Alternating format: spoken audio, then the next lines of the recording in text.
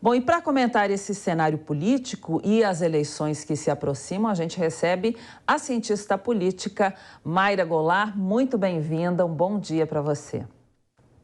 Bom dia, gente.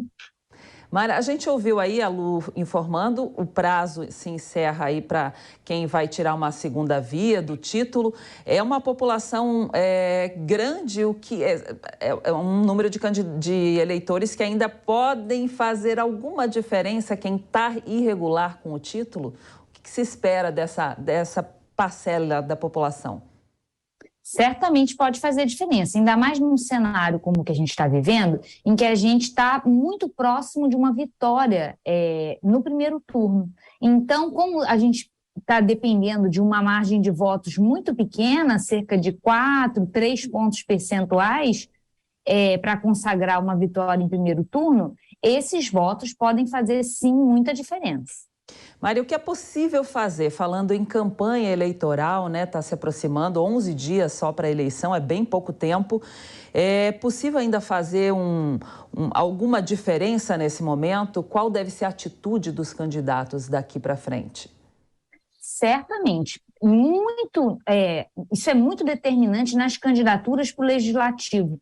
É nessa reta final, nos últimos dias, nos últimos 5 dias, que os eleitores definem seus votos para o legislativo. E lembrando, é muito importante, né, que a gente tenha consciência do legislativo e do papel que ele exerce dentro de um sistema democrático. As atenções ficam muito voltadas para a corrida presidencial e até mesmo para os governadores. Porém, o voto para o legislativo, seja para o Senado, seja para deputado federal e deputado estadual, é definido nessa reta final. É agora que as pessoas vão começar a se preocupar com os numerozinhos que elas vão ter que botar nas urnas. E aí a campanha das ruas, na televisão, o boca a boca, é fundamental para cristalizar, para que as pessoas decorem os números e lembrem quais são os nomes dos candidatos que desejam votar. Maria, a gente vai mostrar os números da última pesquisa à presidência da República e já volta contigo para comentar também.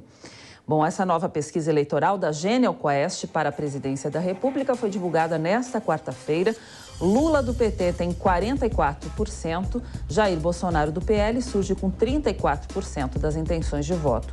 Ciro Gomes do PDT tem 6%, Simone Tebet do MDB 5%, Soraya Tronic do União Brasil 1%. Felipe Dávila, do Novo, Sofia Manzano, do PCB, José Maria Emael, Democracia Cristã, Padre Kelmo, do PTB, Vera Lúcia, do PSTU e Léo Péricles, do UP, não pontuaram. Indecisos são 5%, mesmo percentual dos que votam em branco, nulo ou não pretendem comparecer às urnas. A margem de erro é de 2 pontos percentuais para mais ou para menos.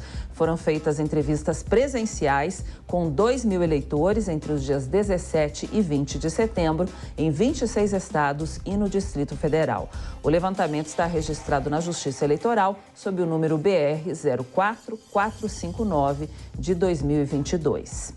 Bom, a gente tem a outra pesquisa também da Poder Data, divulgada hoje, onde os números são parecidos. Lula do PT tem 44%, Jair Bolsonaro do PL 37% das intenções de voto para a presidência da República, Ciro Gomes do PDT tem 7%, Simone Tebet do MDB 4%, Soraya Tronic do União Brasil e Felipe Dávila do Novo tem 1% cada. Sofia Manzano do PCB, José Maria Emael da Democracia Cristã, Padre Kelmo do PTB, Vera Lúcia do PSTU e Léo Péricles da UP não pontuaram. Os votos brancos e nulos são 3% e os indecisos 2%. A margem de erro é de 2 pontos percentuais para mais ou para menos.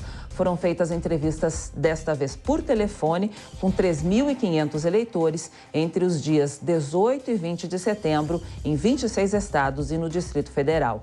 O levantamento está registrado na Justiça Eleitoral sob o número BR 00407 de 2022. Voltamos então com a Mayra, que está acompanhando esses números com a gente. Eu gostaria que você avaliasse aí, fizesse uma comparação. A gente viu aí uma pequena diferença entre as pesquisas. Qual o índice de confiança dessas pesquisas, na sua opinião? Eu acredito que o eleitor pode confiar nas pesquisas e que mesmo quando há discrepância entre elas, exceto algumas que são muito discrepantes e estão até envolvidas em escândalos que envolvem o financiamento das pesquisas por parte de candidatos, tirando essas que são muito marginais, as que são mais conhecidas, elas às vezes têm discrepâncias que dizem respeito à margem da população que é identificada como sendo de baixa renda. Como nós não tivemos o censo, nós temos diferentes indicadores para mensurar a quantidade dessa população. Então, às vezes, quando você utiliza um indicador ou outro, você tem uma margem de eleitores maiores enquadrados na faixa salarial até 2 salários mínimos. Mas isso não desabona, isso não destrói a figura geral. E a figura geral que a gente tem é de uma estabilidade no quadro, que é a seguinte: terceira via fora do páreo, não cresceu quando tinha que crescer, não crescerá mais, e a competição entre Lula e Bolsonaro, tendo em vista uma possível vitória de Lula no primeiro turno.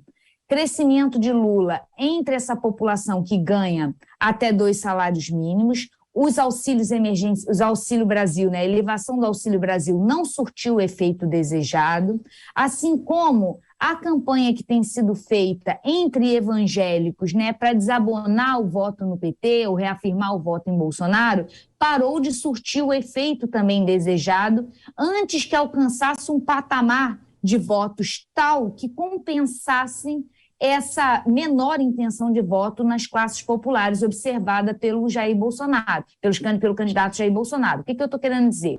O Lula é mais bem votado entre quem se percebe marginalizado, seja por questões de renda, seja por ser mulher, seja por ser negro, seja por ser nordestino. Essas populações que se percebem marginalizadas tendem a votar amplamente no candidato Lula. A única exceção seria os evangélicos. Então, para Bolsonaro aumentar o seu percentual de voto a ponto de ficar competitivo, ele precisaria ter muita diferença, 80% de diferença entre os evangélicos. E a campanha está sendo muito dura por parte de pastores e lideranças evangélicas para apoiar o presidente. Mas isso, nas últimas pesquisas, parou de surtir o efeito desejado, ou seja, ele parou de crescer entre os evangélicos. Maria, a gente viu aí, como você mesma falou, que a terceira via não decolou como muita gente esperava, né? Qual deveria ser a postura dos candidatos da terceira via nesse momento, na sua opinião? Eu acho que numa eleição normal, é importante que a gente tenha uma pluralidade de candidatos, uma pluralidade de programas, e é normal que quando vai chegando a reta final de campanha, parte desses votos nos candidatos com menor intenção de votos migre para outros com melhor intenção de votos, né? Os que estão pior acabam migrando para os que estão melhor. Por quê? Porque o eleitor ele se vê atraído por aqueles que têm maior intenção de voto, para quem o voto vai fazer diferença.